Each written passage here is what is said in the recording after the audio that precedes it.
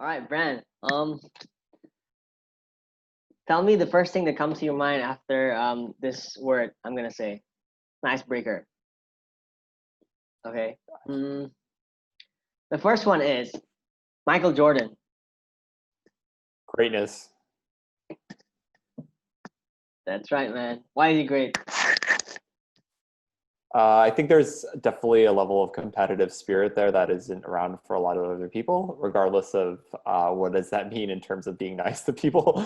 But rather, I think it's a pursuit of excellence that a lot of people don't really quite have, and the energy and the dedication to do that.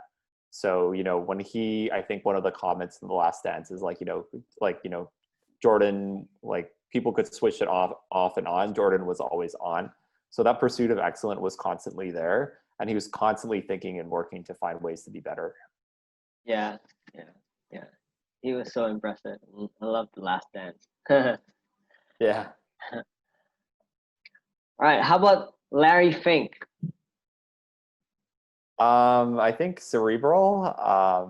Obviously, so for context here, Nicky's trying to pull me into my old job my first job where I worked at BlackRock as an analyst, and Larry Fink, for everyone who doesn't know, is the CEO of that company. So Larry Fink typically manages, he's the, CEO and founder of the world's biggest asset manager.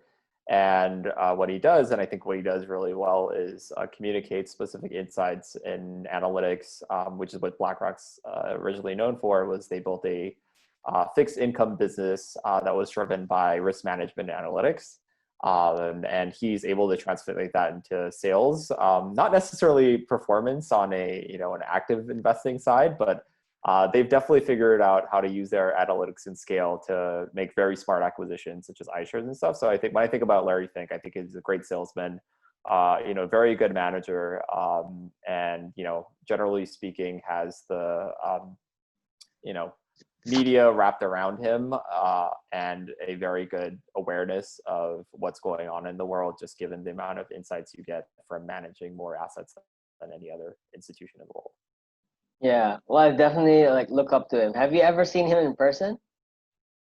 So funny story is when I was an analyst, I had to come in at 6:30 a lot in the morning. Yeah. So I think he was up the escalator and he was in his running shorts and he was very, sweaty because he ran from his house in Park Ave to the office, which is also on Park Avenue, Park Avenue Plaza, for those of you who've been in New York.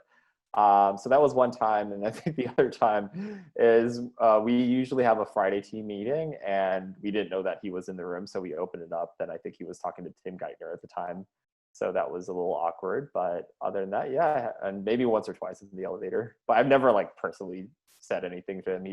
He said "Hi, analyst, how's it going?" Whatever. But generally speaking, people are scared of Larry at BlackRock. Wow, you saw him in the same meeting room with Timothy Geithner, the New York Fed. Yeah, by accident. Wow, that's like. He wasn't at the Fed anymore. I think they were trying to get him to work at BlackRock at the time. Wow. Yeah. And if you look at a lot of BlackRock's current employees, I think the head of the old Esquire in the UK is now on them. The old head of the Swiss bank, some undersecretary of the Treasury. They have a lot of former high-ranking government officials who work there, just given that they have a big advisory business, and those type of connections tend to help probably with sales and stuff. So I would imagine, strategically speaking, it's quite helpful. Yeah, I saw your dog just now. I think we're gonna have a second. There's two other dogs that you can't see that are actually right next to me. So it's there's a lot of dogs in this room. There's 3. That's cool. All right, how about Drake? Drizzy. Drake started from the bottom. Now we're here. Oh yeah, I can see that, Ray. I see you at the top right now. I'm not at the top. I don't have Drake 767. I'm not partying with Toronto Raptors and being obnoxious at basketball games. Does Drake still do that? Does he mess with the players. I don't think he's in the NBA bubble list. I would hope he's not. But yeah, as you say, start from the bottom, and now we hit the top. Dope ass music. Yeah, it's good. There's a funny, I think a funny, like a troll tweet. I think it was by T. Boone Pickens. He was like this private equity guy. And I think Drake tweeted like, this is so obnoxious because these are like these, rich dudes. And it's like, oh yeah, the first million's the hardest. Then this like private equity guy replies like, yo, try the first billion. I'm like, God. Oh. Well, I think we know that greatness and humility sometimes don't go hand in hand, but yeah, I guess those are two interesting examples. Boone Pickens, what a legend! All right, let's go to longer questions. I want to know what you think of Bali. What do you think of Bali, Frat? As in, what do you mean by that? Like it's a First, place? yeah, first impressions. I mean, like it has so much meaning to you.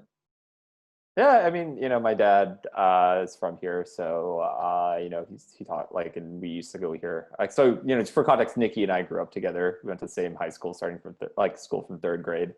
But like a lot of people in Jakarta, like my parents were not from Jakarta. Like my dad's half Balinese, half Chinese. And he grew up here, so we used to go back here for vacation and stuff. So I think there's a lot of things related to like the food, the culture, that resonate with me. So just for context, he's asking this because I'm also have been in Bali for the past 4 months. I'm staying at my family at my family's house right here. So I think that's why he's asking this question. But I think in terms of Bali, what it really means to me is I think it's an evolving place like the rest of the world, right? There's still a pretty strong sense of culture that goes on within the local population here. So you see, the ceremonies and whatnot, and they still hold that really closely. But like the rest of the world, it's evolving as you have outside influences come in. So for example, there's a lot of foreigners coming in. So a lot of the values and stuff that people have here are kind of evolving around that in the good and sometimes bad ways. So economically, it probably presents more opportunities for people in the short term. Unfortunately, in the longer terms, things such as, the beach, the cleanliness, like the beach, the rice paddies that you usually see are being plotted off and sold off for villas, for example, in certain areas. So I don't think they've really thought about that from a policy perspective and what the value of having green spaces and open spaces and clean spaces is in the long term. I think in general, Hong Kong, for example, has done it pretty well. I think there's a balance there, right? Because one of the reasons why Hong Kong has so much green is that they limit the number of supply of land that people can build on, which Really? Obviously, yeah. So Hong Kong's like 90% green, right? And I mean, it's great for the property, like the rehashings of the world, right? Because the property prices go up. Yeah, but that's probably the reason there's also the counterbalance of inequality, right? Because property is so expensive. And if you go to a traditional Hong Kong, like an average middle class person in Hong Kong's apartment, or even someone with a little bit of money, there's some pretty small apartments.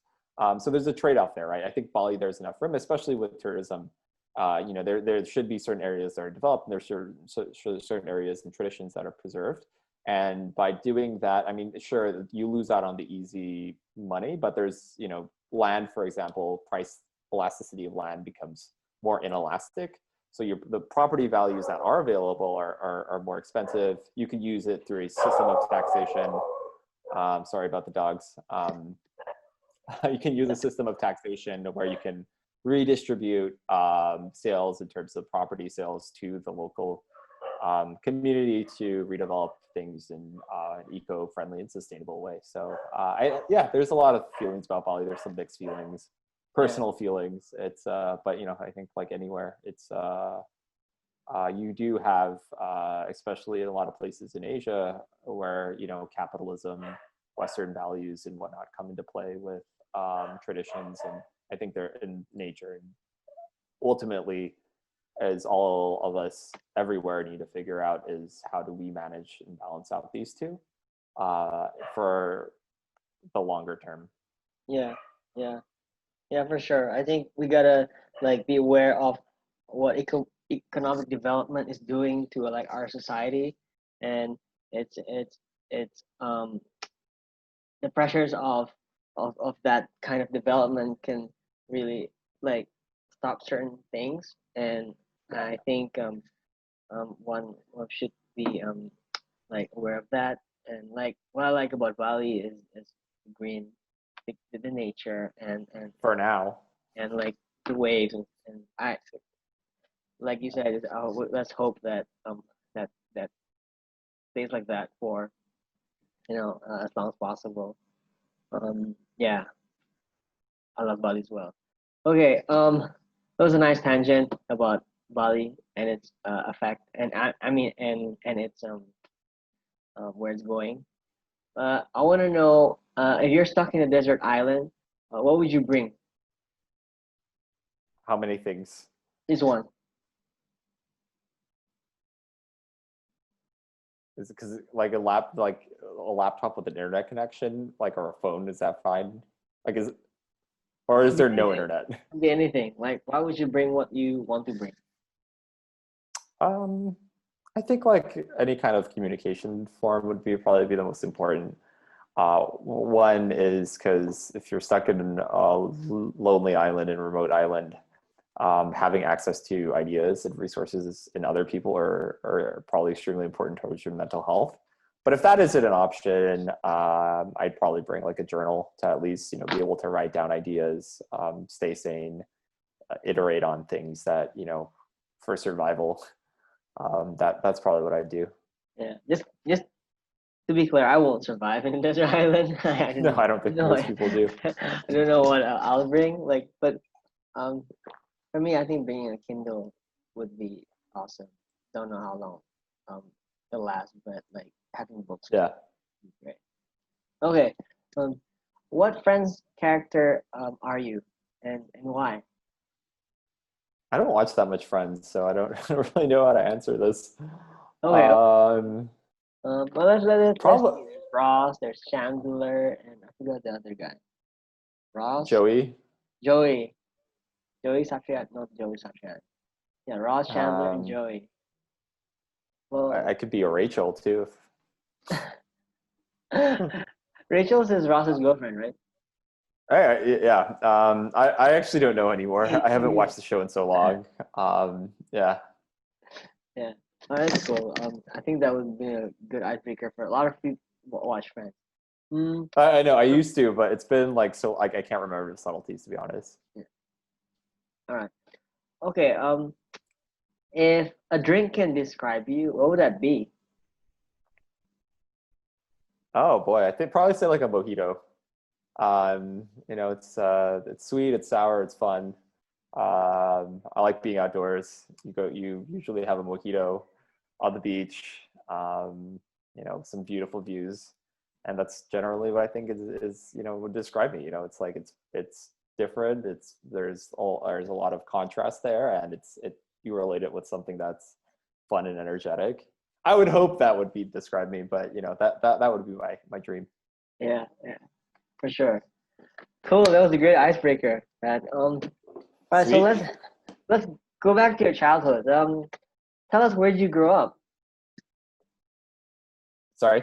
Um, where did you grow up, and what did you do, and what was your childhood like? Yeah, so I mean, where I grew up. So Nicky and I, for everyone here, we grew up together for most part. I think for the first few years of my life, I lived 2 years in Indo. I was born in Jakarta, and moved to the States for 2 years. My dad was getting his master's to Montana, where my mom's side of the family's from. Then moved back. Then have been, we like when was in the same school from kindergarten to graduating high school. It was a fun experience. I think it was, you get some literally lifelong friends at this point. If I think about it, like some of our friends I've known for over 25, 27 years at this point, which is kind of wild because that's by far, vast majority of my lifetime. So that was really good, and just having the same community and knowing the same people, it's cool because you see them, and some of them are in fact very successful people now, and you like a lot you see like people like, wow, this person's so impressive, they're like a little nervous to meet them, and you know they're that little kid in third grade and whatever who you guys used to joke around with or have fun with. So yeah, I think that's the kind of community we grew up in, and everyone's still like pretty like, and it's kind of nice that even if you haven't seen people in like 10 years, just strike up a conversation, you have that common bond. Yeah, I feel that way sometimes too. When we see other people are like more successful, I'm like, fuck, what the hell have I been doing in the last 20 years? You know what I mean? Like, where have I been and stuff? But I guess that's cool. But at the heart of it, they're still the same. Like, they still. I mean, they've obviously changed. Like, some people have obviously changed and improved. Like, some of their skill sets and stuff. But I think at the heart of it, like, everyone's just still the same good person that they were as a kid. And you still see those like underlying traits and values, and it's just cool to see, right? Because like, like they have they've worked so hard to achieve what they've done, but they're still the same person, if that makes sense. Yeah. Yeah. What were your favorite things to do when you were a child? When you were a child and growing up? I mean, you touched on basketball, right? I loved playing basketball growing up. It was probably a little obsessive at a time, so I'd like go to school 30 minutes early, shoot hoops at lunchtime, shoot hoops after school.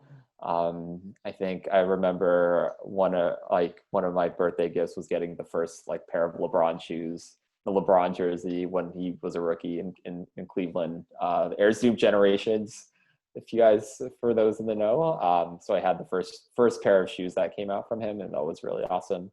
My parents like knew that I loved basketball. So basketball was definitely like probably my favorite thing to do growing up. Otherwise, I generally like sports. Growing up, also had some interest in technology. So just looking at computers, I think I built like a desktop at one point in time. I think in eighth or ninth grade. It was like a Pentium 4, like just big desktop with a cooler. Maybe at most 256 megabytes of RAM, which you think about now, it's like a very, very small amount. So there's always an interest in computers there and technology.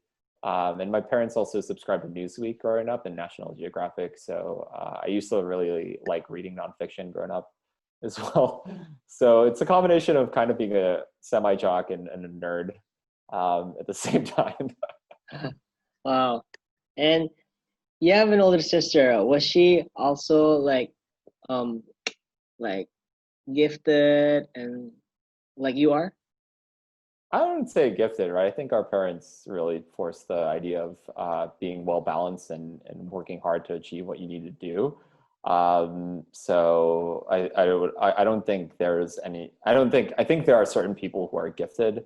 I think I don't think either of us would view ourselves as particularly gifted in anything. It's just that we're very fortunate to have parents who invested the time to give us a broad world outlook and try a lot of opportunities to do things. And I guess unlike a lot of parents who, if you like, you tried something, you didn't like it, okay, you don't need to do it anymore. Like our parents would force us to continue to stick with it. So, which is good. Because I think over time you develop some kind of grit and mental toughness through doing that. Yeah, so that's I think my sister and I had pretty similar experiences and stuff in that way. She's probably much better at music, but I also just didn't really want. So one funny story is like growing up, we used to have a timer in terms of like how long we needed to practice, and I used to play cello. You could move the timer shorter, so I would always move it by 20 minutes shorter. So I would supposed to practice for 40 minutes, only usually practice for 20. Wow. So you have like a sibling that is also as like determined as you, and also being like motivated by your parents. It reminds me of the book Grit. You said Grit, right? By Angela Lee Duckworth, of the kind of parenting that teaches the kids to persevere. Can you give us examples of how your parents did that? I think it's fascinating. I think, well, there's always like, I think there's always high expectations, right? So usually if you get a report card, even if you have good grades, it was never like, sorry for my parents for saying this, but it was never like, oh, wow, like, oh yeah, that's awesome, well done. It's like, hey, why'd you get a bad grade?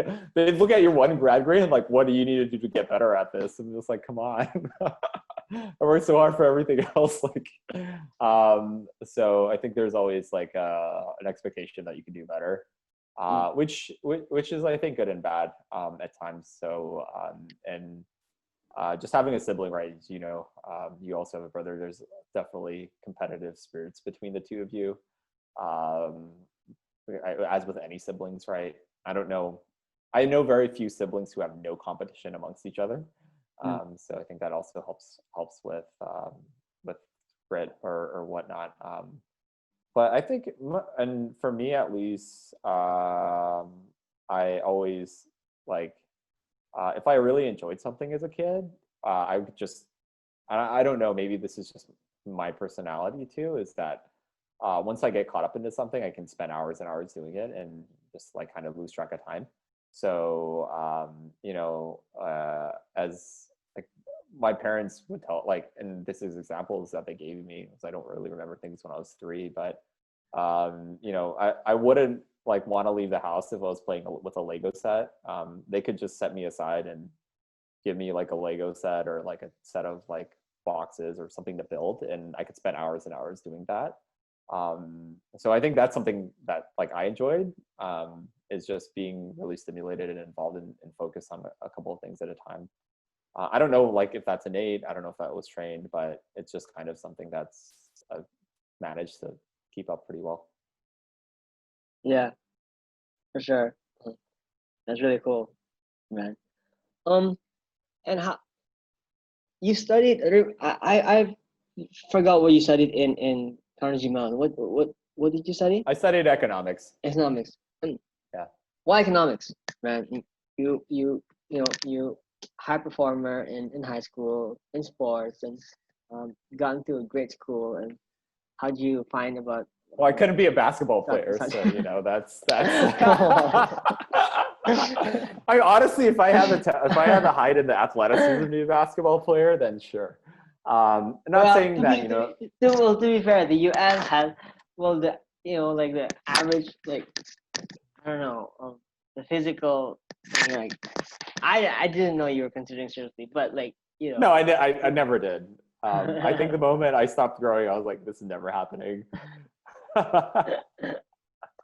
And that was pretty early on, so don't worry. No, I never considered doing that. I think just okay, but yeah, in terms of why economics, I think it's a combination of a couple of things. So it's very relevant in terms of social sciences, right? So understanding the way that the world is, the way the world runs, and building models around that. So what I enjoy is that it's a framework in terms of how and why people do things, right? And how we make choices. And you can do that on a very broad level, such as macroeconomics, where you look at interest rates and people's propensity to save and people's propensity to invest. Or you could go to microeconomics, where like you decide between buying A versus B, why certain products or certain companies do better than others. How does monopoly affect the general pricing levels and price competition that exists?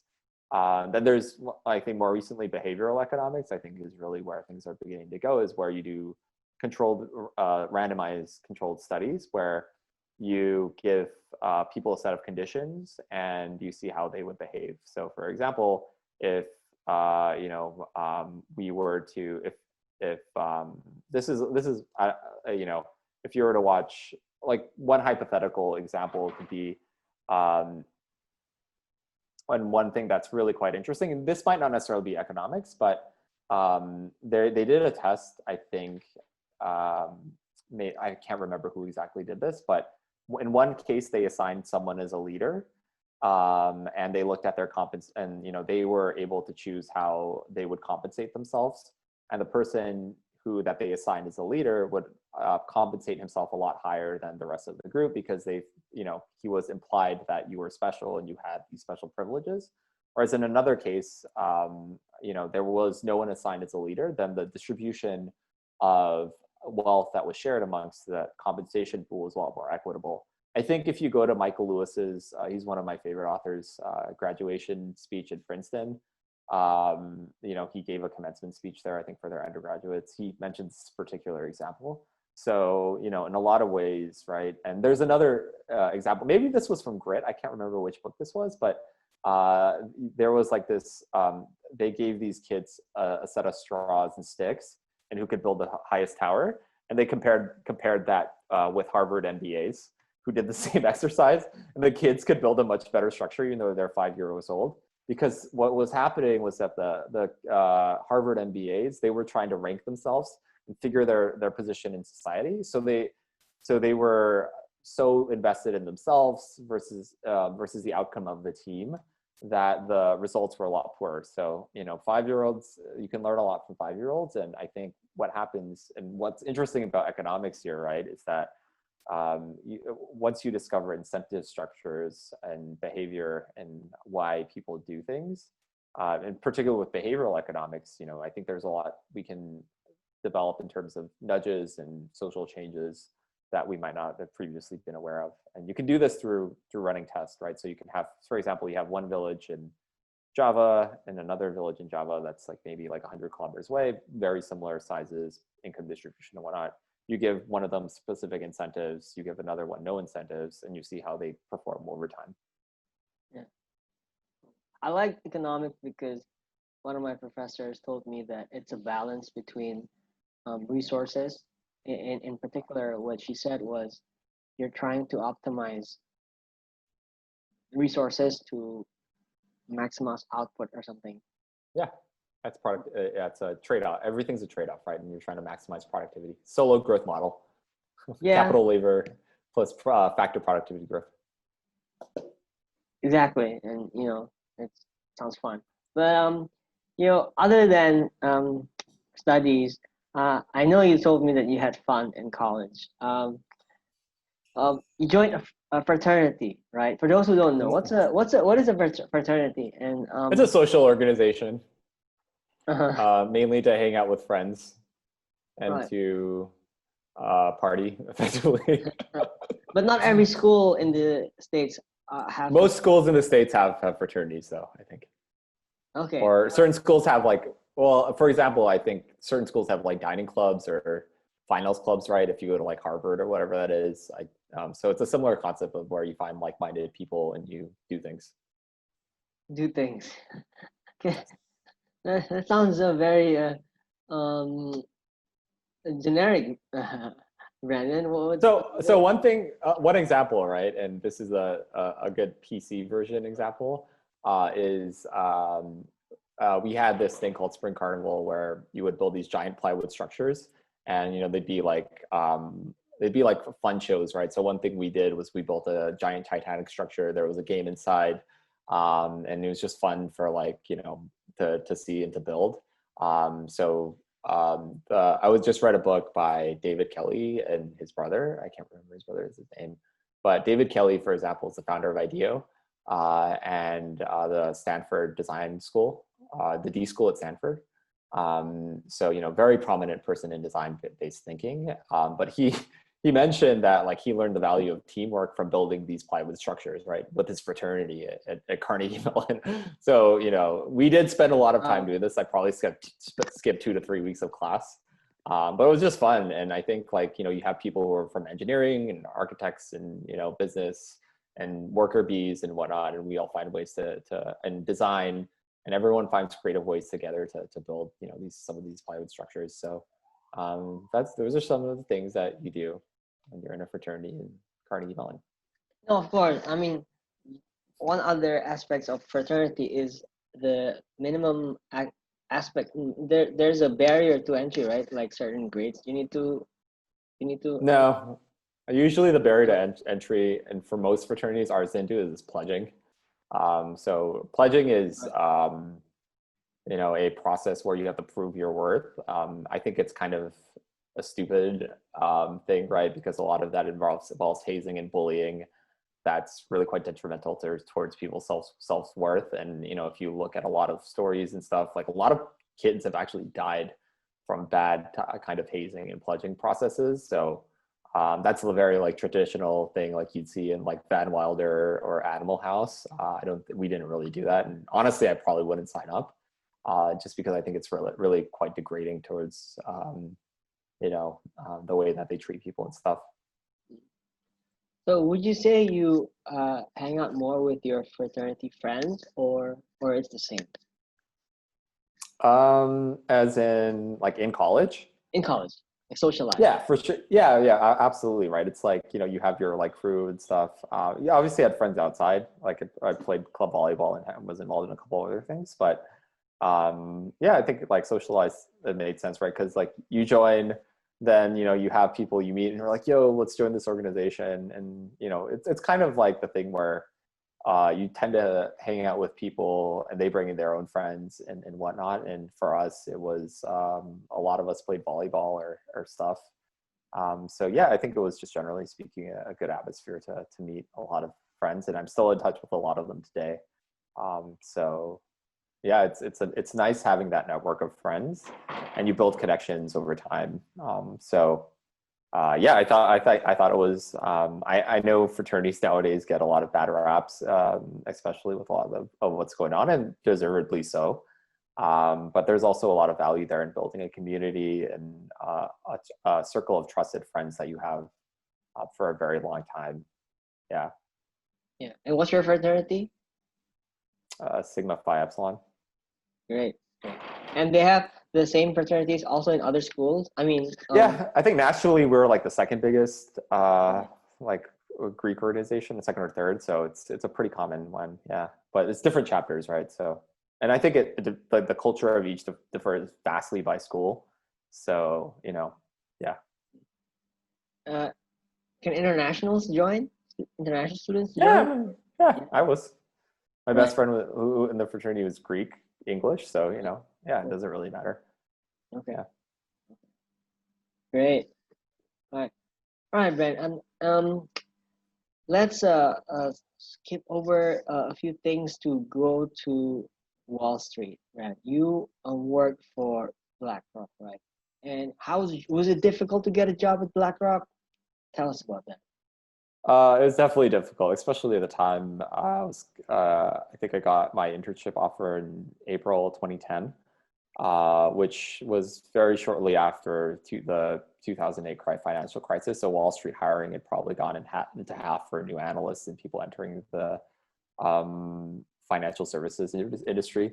So it was quite difficult. And, you know, I think Wall Street is kind of generally speaking, kind of an elitist place to begin with. So, you know, they will only recruit from certain schools and whatnot. I think usually that's Ivy League schools. Even like going to Carnegie Mellon, it's not like a top. You know, I don't think we were necessarily a target school as much as, say, like if you went to Harvard, Penn, Princeton, Yale. So, you know, that I think that was a bit difficult. I was very fortunate to get that position. And the thing is, like, once you get in, it's like, yeah, there's a bunch of smart people and stuff. But, you know, you're not necessarily better or worse than them. It just depends on how hard you work and whatnot. And just but you do have to keep an open mind that, you know, like you have to give yourself that self-confidence to be like, I deserve to be here.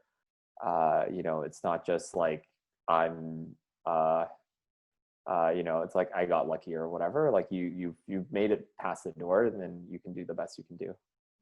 Yeah, and you know, you said you're as an international working in Wall Street. You know, there must be something about your. There's a lot of international people on profile Wall and Street, your though.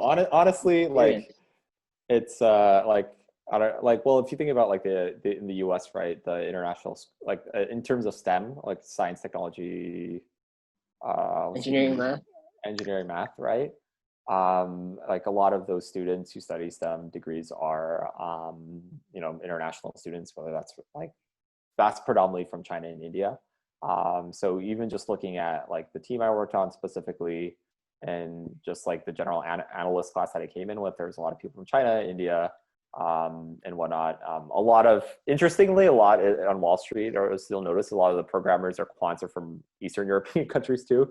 So, you know, it's a pretty, in that sense, it's pretty diverse. I think on the sales side, the upper management side, the investment banking side, it's less so. But if you're in a more like technical field, there's probably a little more diversity there.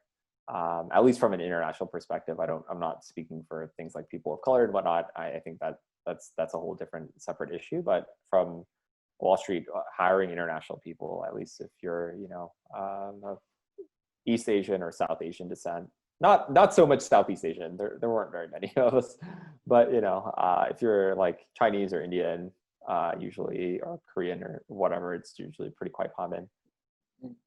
Yeah. Well, you mentioned it was hard to get into finance, but why did you look into finance? You know, I think even today it's like a really interesting field, right? I think there's a lot of it's related to world events and specific knowledge domain that I think is really interesting, right? So whether that's specific public policies, whether that's the way that tax rates are affected, if you're, you know, a growth technology company, what type of things are you offering the world? So like why, like if you look at a company like Tesla, I remember Tesla IPO'd for ideas. And I think that aspect of Wall Street is very, very interesting. Also, a lot of Wall Street became very quantitative and systematic, say the late 80s and early 90s.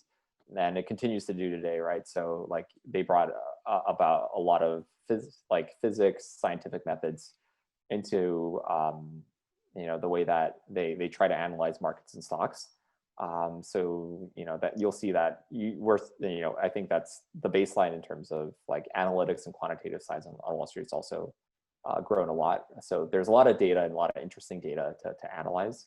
But overall, I think what's really interesting about finance and like not even like whether that's, you know, public finances or personal finances, is a lot of people just don't know how to manage them. I think one thing that society can do better is to make financial types of guidance and education mandatory in a lot of schools. So for example, right, like one of our helpers here, I think she like borrowed for a bike, like she took out a loan to buy her bike. We didn't know about this, but the interest rate was like 50% on an annualized basis. And we're like, this is crazy. Like, you know, like this is a terrible financial decision. You're going to end up paying so much in interest that, you know, like the bike is worth say like 100, but you will pay by the time your loan is done, you'll pay 60 to 70% more because of interest. Right. And I think people don't realize that at times. And, you know, governments and stuff need to not only drive awareness in terms of when people are borrowing, but people need to be aware of things like compounding interest, inflation, savings, that are, you know, extremely important because their well-being is so impacted by these things. Yeah, for sure. Hey, I kind of lost you there after you said the IPO of Tesla up until you said the overall view of finance. Could you wrap up what oh, I was just saying that like I was asking you why. Yeah, I think like why is that, like a lot of ideas, right? So for example, like 10 years ago, if you thought electric cars and electrification of vehicles was an interesting idea, then that would have been a tremendous investment, right? If you invested in Tesla, as an example. So I think what's interesting about Wall Street is the exchange of ideas, the exchange of thoughts, thinking about the future, and how we frame policies and how policies affect, you know, people's finances, companies' finances, and personal finances, and it all like, you know, it all drives together. Yeah, I remember one of the highlights of my career was when I took a leave. I was in Bintan and the Facebook IPO was happening. Like it was such a big Yeah, way to go, Morgan Ew. Stanley. On that, yeah, that was a shamble. But it was like a company that was, at the center of every teenager's lives and every college kid's lives, because it was happening. I remember when we were in high school, senior year, playing with Facebook for the first time was when we did our IB exams. It was Yeah. like that was so fun. But speaking of Facebook, you worked for Facebook, the tech giant. How did you go from BlackRock to Facebook? I applied online and I started off as a contract. Oh, so I actually had applied, I think 6 months before as a data scientist and made it through a few rounds, but didn't get an offer at the time. But I'd always wanted to work there. I think the technology industry, data science in particular, was very exciting for me. So I started there at Facebook as a contractor, so it wasn't even a full-time employee. I took a pretty massive pay cut at the time too. So it was like, like, is this the right idea? What am I doing? And whatnot. But I think overall, yeah, but I thought, this is the way that the world is going. We're gonna, tech companies and platforms are really gonna start taking over our daily lives. I even wrote down in an email I looked back a few months ago in March 2014 in terms of why I'm doing this. And I think a couple of predictions were the world's going to be more and more mobile. There's going to be more time spent on videos online, as well as network effects. So once like Facebook acquired Instagram and WhatsApp, they're really going to have this tremendous network effect that they can use to help eventually monetize those businesses. They haven't monetized WhatsApp, but they're monetizing Instagram at a tremendous rate. So I wrote that down and I was like, yeah, like this is way more exciting than working at BlackRock, where it's very established. There's not enough room for growth, right? Like I think at the time BlackRock's revenue was growing at 5% year over year. Our specific division was a growth area, it was growing at 14% year over year. Whereas Facebook in Asia Pacific at the time was growing at 50, 60, 70% year over year. So, with that kind of like company growth, you get hiring, you get opportunities, you get new insights. Like it was incredible. So I was like, yeah, like I want to be on a rocket ship. I don't want to be at some stoic, very well paying and comfortable job. I want to be at a place where I can learn and accelerate my career. Yeah. So when you entered Facebook, how big was Facebook, and right now, like, where is it at? Yeah, I think when I entered overall globally, they did about $8 billion, $7.5 billion in revenue. I compared that to BlackRock at the time, which did about 12 billion in revenue. And I think that when I joined the Singapore office in Facebook, there was about 140 people. And that compares to Facebook now. It's almost 10x in terms of revenue versus 6 years ago. So Facebook's, I think, did 65 billion in revenue last year. And the Singapore office now is, I think, 1,500 or 2,000 people. So it's 10x in 6 years. I haven't been there for 3 years, but that's my latest understanding of what it is like there. So that's growth, right? If you want to talk about it. Yeah, for sure. Well, I remember when you took me to the Facebook office in Singapore, it was like the best office I've ever been to.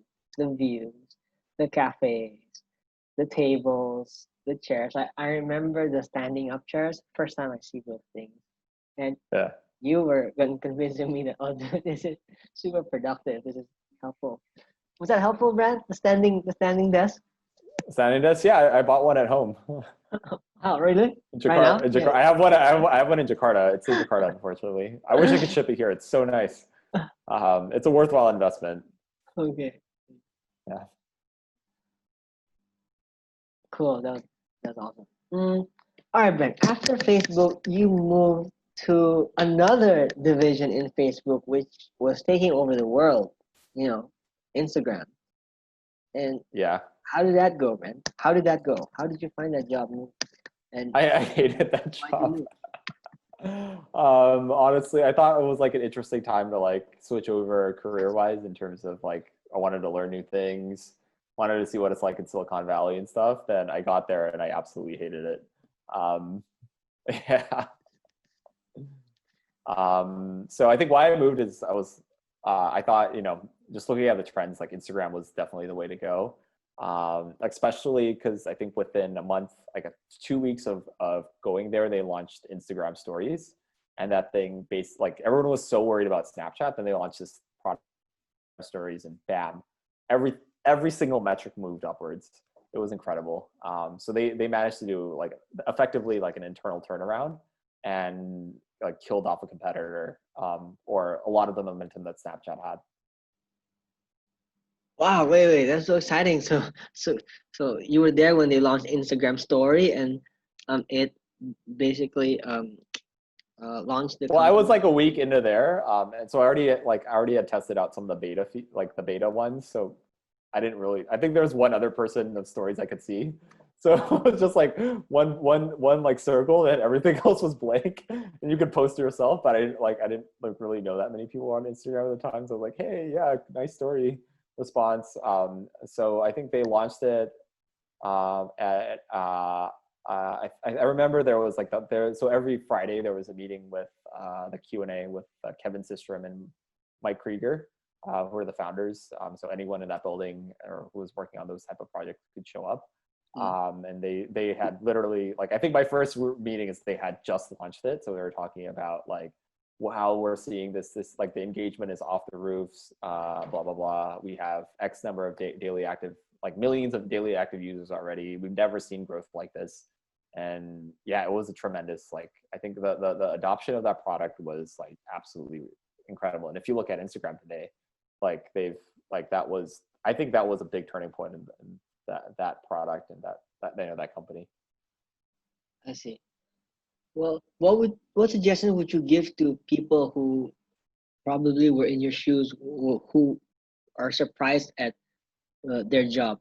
What advice would you give them? Like surprised, like dislike their job. I guess yes, in one way, like because you mentioned that you moved and you didn't, you had.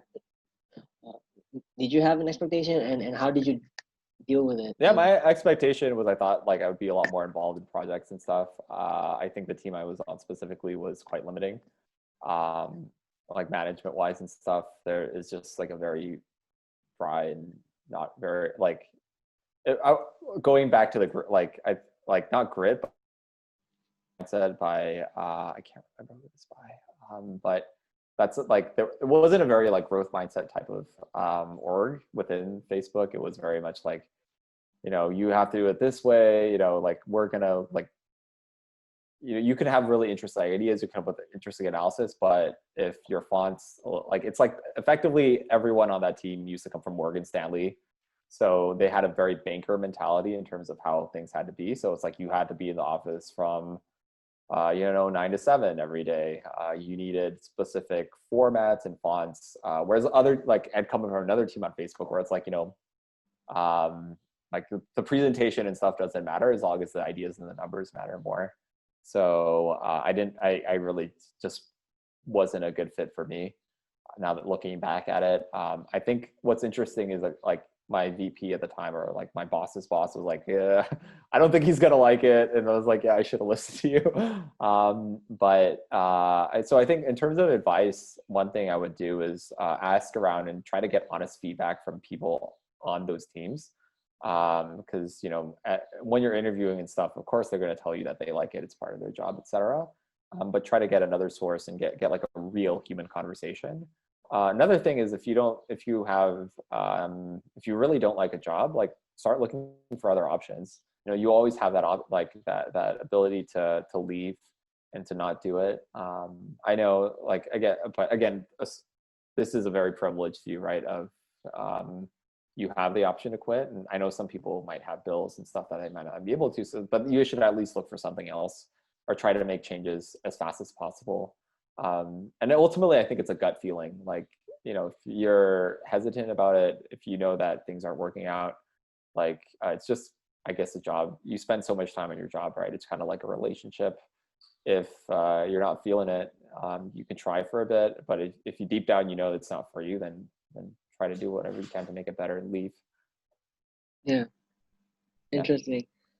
How long were you in Facebook, Instagram for? Like 8 months, 8, 9 months. Yeah, Okay. not that long. I really didn't like it. Wow. So, how did you find your next job?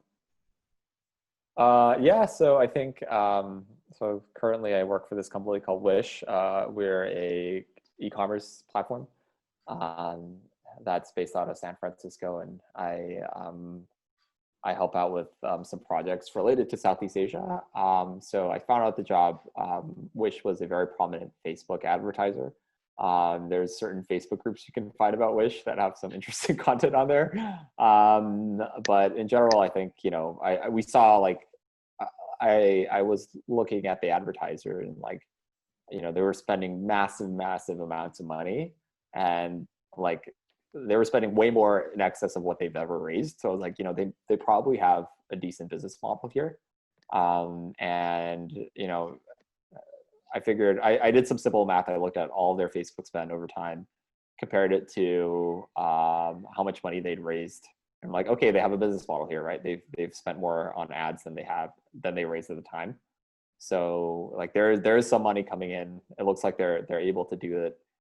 They're spending the way that they invest in ads and the way that they do ads were unlike anything any company had ever attempted before on Facebook.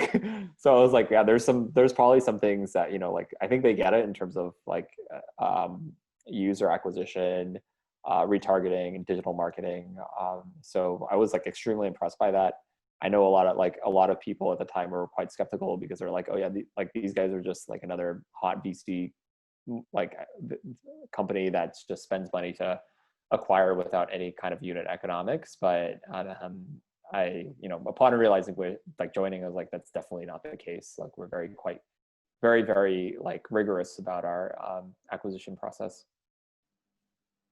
Wow, what a discovery!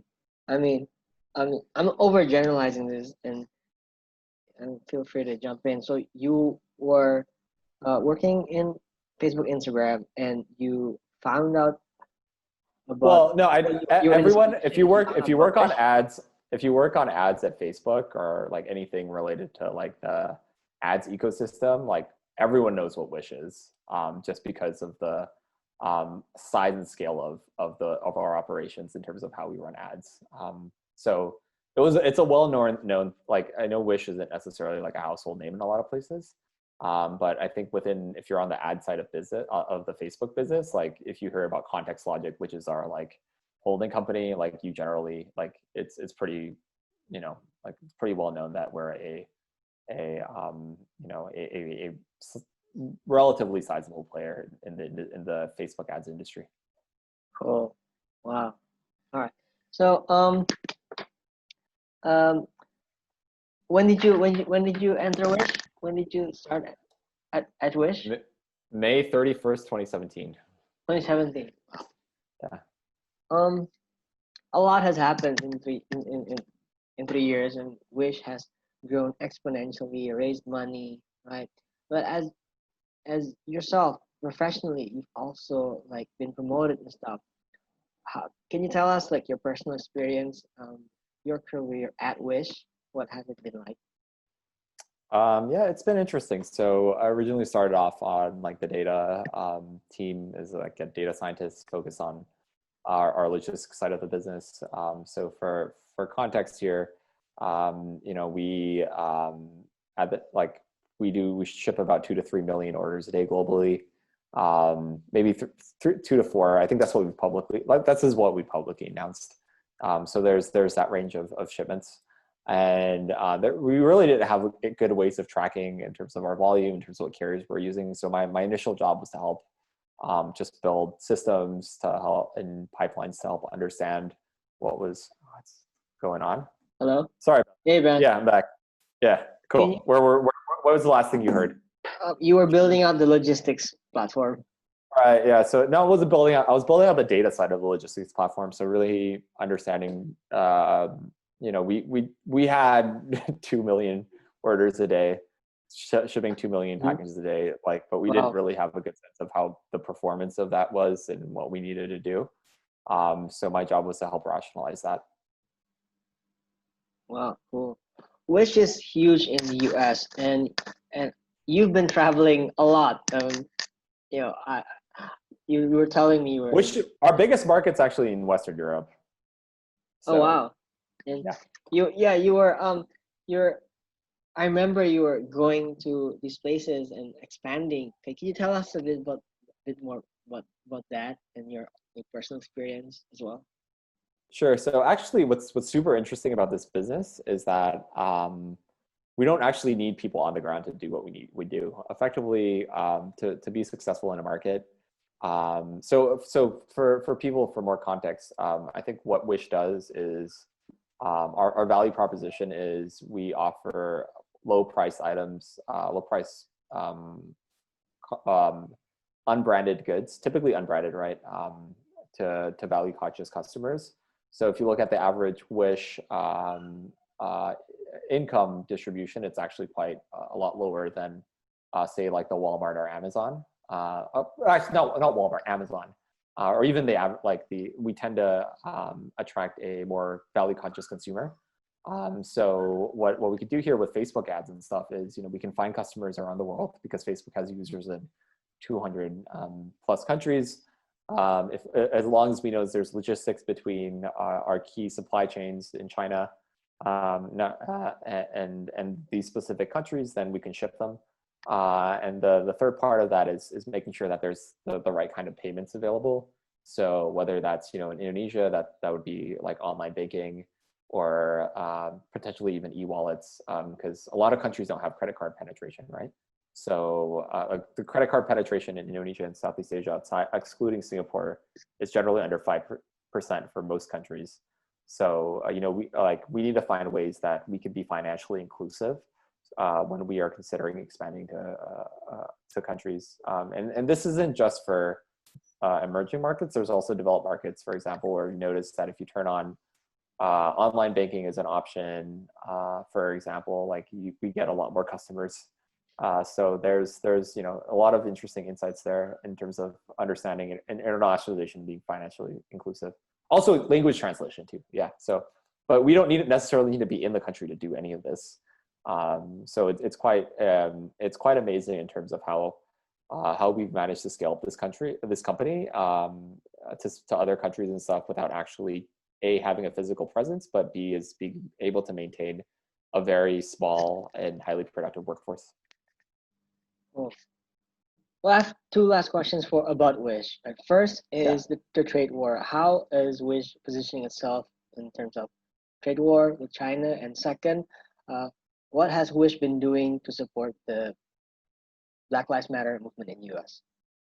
Right. Yeah. So I think in terms of the trade war, obviously there's things that's obviously out of our control. I think that's a matter between China and the United States government, so I can't really speak on that. What we were trying to do, and what I'm currently tasked to do with the company, is to help our business find sellers in different countries outside of China. So whether in the US, that is expanding our US merchant base, in Europe, that's expanding our sellers in Europe. Eventually, we'll go to North Asia and Southeast Asia as additional sellers of demand, depending on what we do. But my specific goal and job right now, I'm tasked with finding ways that we can make it more attractive for sellers outside of China to join the platform. So that's the first question you had. And the second question was around Black Lives Matter. I think what we've done here is we're from like a lot of other companies, we're donating towards specific causes that support this, and especially social justice initiatives.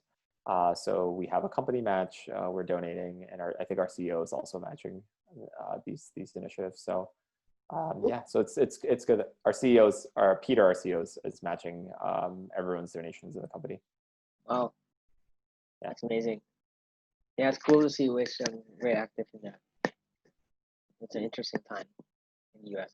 It's cool to see for sure. such a big company such as Wish. I mean, obviously, if we were a bigger company, we would do more, but we're still a venture-backed non-public company. that has big aspirations, but we can't be like Apple or Michael Jordan. Like Michael Jordan gave like $100 million, right, or something like that.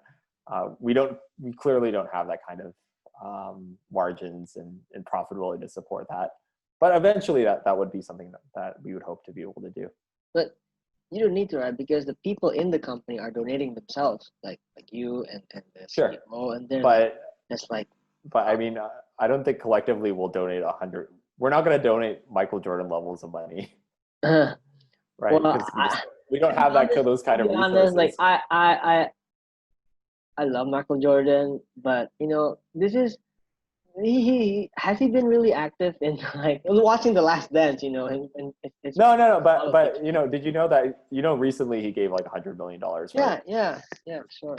Yeah. So I mean, looking like he's putting his money where his mind is, right? I don't think his views have obviously evolved like a lot of us, and I don't think it's right to criticize or judge people based off of that. And I mean that for anything, right? Like I think right now with cancel culture and all this things that's going on, where it's like if you say something that's against someone else's view and whatnot, that you're shut up and told to be quiet. I think we can't be that judgmental against people, right? Unless they've committed a crime. If they have an opinion and sure you don't agree with it, you shouldn't shut them up, right? You should try to engage with them in a productive way where you find common ground and have active discussions, not just be like, oh, I don't want to talk to you anymore or whatever. So I don't think, I don't think we can judge, and I don't think we can judge people exclusively based off of their past behaviors too, right? So I think what you do today, where your heart is today, and where you put your time and money is really shows. Yeah. Well, Brand, to close off, we share almost the same passion for surfing, for the love of surfing. When's the last time you surfed? 2 days ago. Oh my goodness. Where? Which break? It's called Medewi, so it's further north of northwest Bali. How far is it from your house in Canggu? Like 2 hours drive, so it's not that close. Wow, cool. Yeah. That's awesome. For those who don't know, Brandon's an avid surfer. Follow his Instagram. He's been to I don't want to spill, but I'll spill it anyway. He's been to Mentawai, right, Brent? Yeah, I'm not a good surfer. I just like surfing. Yeah, you are. You're good. I have a lot of work to do. Yeah, you have a Kelly Slater a board. I have the haircut. And the board. I don't necessarily. So it doesn't necessarily mean I surf like Kelly Slater. Cool. Hey, man, this has been awesome. Thank you for sharing your knowledge and your experience. It's been super inspiring, and I'm sure other people will be inspired too. Cool. Yeah, thank you. Hopefully I don't take your podcast after this. Well, it's gonna go up from here with this. So, where can people find you? Where's your how do you interact with social media? If people want to connect with you. Just add me on LinkedIn. Yeah. Cool. Yeah. My Instagram's private and stuff, so I try to keep it, pretty private. I think it's pretty private unless, So add me on LinkedIn. Always happy to connect in terms of professional basis and ways to help out there. All right. Great. Thanks, Brad. We'll say bye. Cool. And bye. Bye.